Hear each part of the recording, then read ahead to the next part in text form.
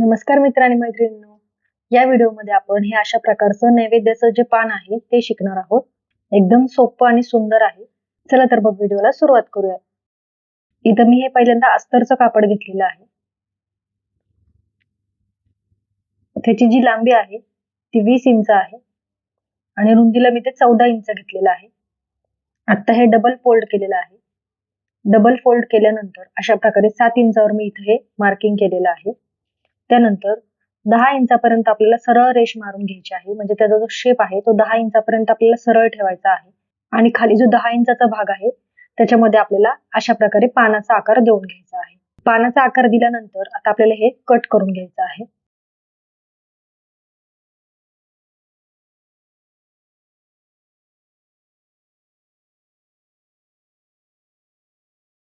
अशा प्रकारे आपल्या पानाचा जो शेप आहे हा रेडी झालेला आहे. इथं मी आता हे खणाचं कापड वापरणार नाहीये. माझ्याकडे ही अशा प्रकारची ग्रीन साडी जी आहे ह्या साडीचं मी कापड वापरणार आहे. तर आपल्याला अशा प्रकारे 2 पीस याच्यामध्ये कट करून घ्यायचे आहेत.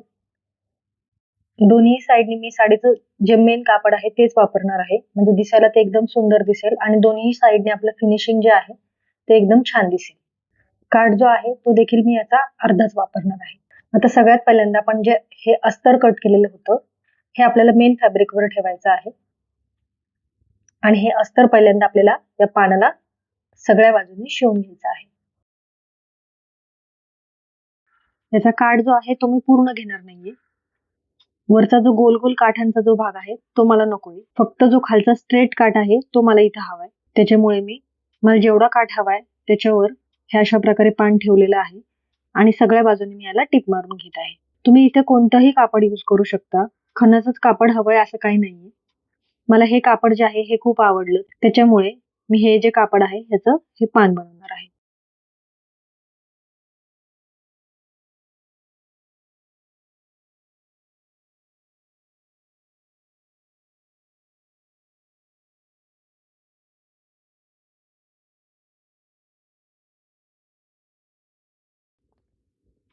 आता हे अस्तर जे आहे हे मी या पानाला शिवून घेतलेलं आहे.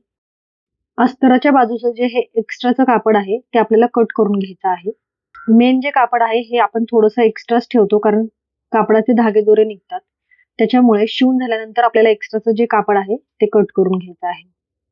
आता दुसरा जो भाग आहे त्याचा वरचा काठ जो आहे तो मी इथं आधीच कट करून घेत आहे. कारण दोन्ही काठ जे आहेत ते आपले मॅच झाले पाहिजेत. काठ खालीवर व्हायला नको. त्याच्यामुळे मी पहिल्यांदाच हा काठ जो आहे तो इथं कट करून घेत आहे. अशा पद्धतीने मी वरचा काठ जो आहे तो कट करून घेतलेला आहे. आता हे जे अस्तर अटॅच केलेलं जे आपलं पान आहे हे आपल्याला याच्यावर ठेवायचं आहे.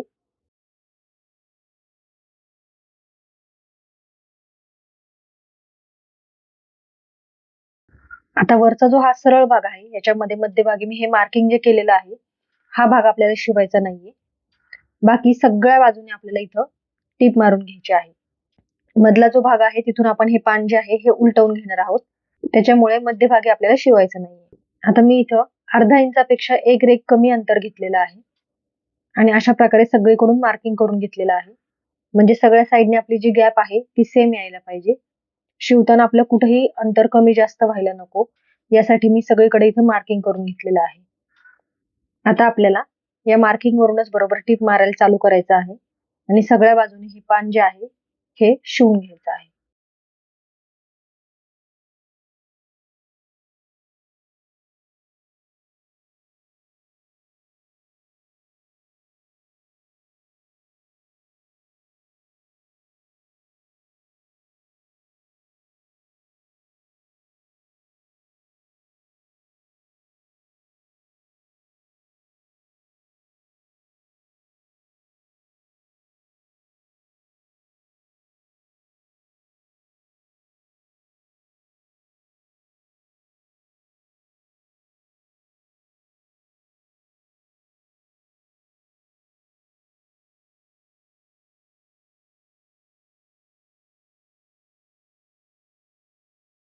अशा पद्धतीने मी ही टीप मारून घेतलेली आहे.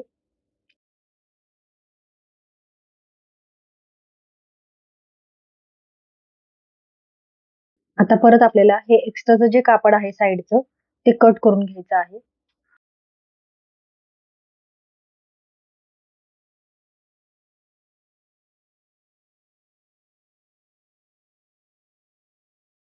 आता सगळीकडे अशा प्रकारे कट देऊन घ्यायचे आहेत, म्हणजे पान उलटवल्यानंतर आपला जो शेप आहे तो एकदम व्यवस्थित येईल. सगळ्या बाजूने थोड्या थोड्या अंतरावर आपल्याला कट देऊन घ्यायचे आहेत. त्यानंतर हे जे कॉर्नर्स आहेत हे आणि पानाचा जो मधला भाग आहे तो आपल्याला कट करून घ्यायचा आहे. आता हे पान जे आहे हे आपल्याला सरळ करून घ्यायचं आहे.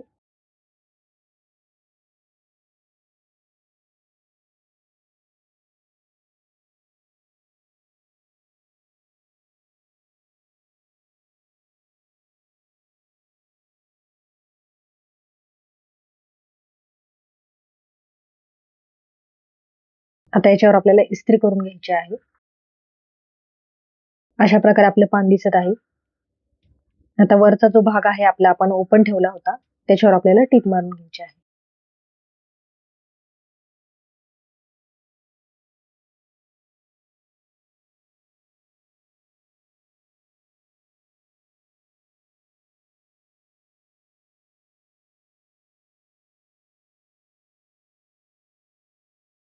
अशा प्रकारे मी वरती देखील टीप मारून घेतली आहे. हे पूर्ण पान आपलं रेडी झालेलं आहे. तुम्हाला जर हवं असेल तर तुम्ही असं देखील ठेवू शकता, किंवा जर तुम्हाला थोडंसं डेकोरेटिव्ह करायचं असेल तर तुम्ही याला लेस देखील लावू शकता. लेस आपण आतमधून नाही लावली, कारण आतमधून लावल्यानंतर सगळ्या बाजूने ती सेम येत नाही, थोडीशी कुठेतरी पुढे मागे होते. त्याच्यामुळे मी पूर्ण पान आधी रेडी करून घेतलं आणि त्यानंतर मी ही लेस जी आहे ही वरतून लावणार आहे. अशा पद्धतीने आपल्याला लेस जी आहे ही अशी ठेवायची आहे. लेसचा जो सरळ भाग आहे तो बरोबर काठावर आला पाहिजे आणि जो ट्रायंगलचा जो भाग आहे तो मी इथं बाहेर ठेवलेला आहे. अशा पद्धतीने आपल्याला एकदम कॉर्नरला ही लेस जी आहे ही सगळ्या बाजूने शिवून घ्यायची आहे. थोडी थोडी लेस ठेवायची आहे आणि थोडं थोडं त्याच्यावर टीप मारायची आहे, म्हणजे सगळ्या बाजूने आपली लेस जी आहे ती सारखी शिवल्या जाईल.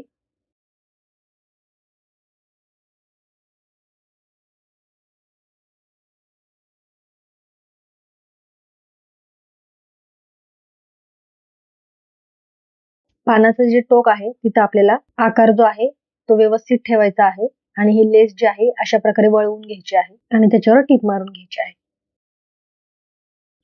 तुम्हाला हवं त्या कापडाचं तुम्ही हे पान बनवू शकता.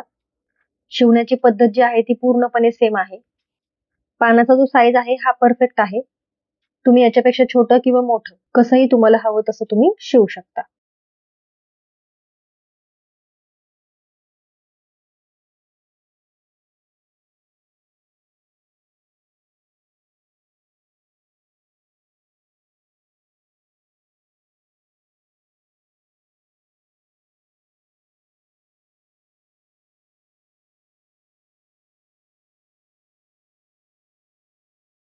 अशा पद्धतीने मी लेस जी आहे ही या पानाला शिवून घेतलेली आहे. वरच्या बाजूने देखील आपल्याला लेस लावून घ्यायची आहे. सेम याच पद्धतीने वरती देखील आपल्याला लेस लावून घ्यायची आहे. अशा पद्धतीने आपलं हे सुंदर नैवेद्याचं पान जे आहे ते रेडी झालेलं आहे. लेस न लावता देखील हे खूप सुंदर दिसत आहे आणि लेस लावल्यानंतर ते थोडंसं डेकोरेटिव्ह वाटत आहे.